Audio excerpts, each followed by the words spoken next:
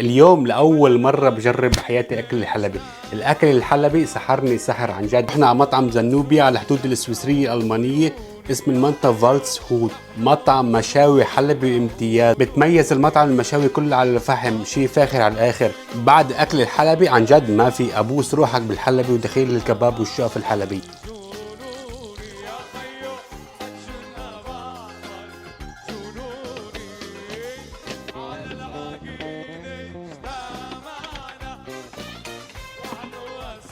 ما شاء الله قد ما هي الطاولة مليانة، ما بعرف وين بدي احط الكاميرا واصور، يعني طاولة ما شاء الله مليانة على الفول على خير. شوفوا ما شاء الله صحن البطاطا، بسم الله، مش فريش وطازة. وهلا بدنا نجرب الطاووق، بسم الله. مميز بالطاووق، مبهر ببهارات الكاري، يعني نعطيه نكهة مميزة جدا. هلا بدنا نجرب الحمص، بسم الله. رهيب. الحمرة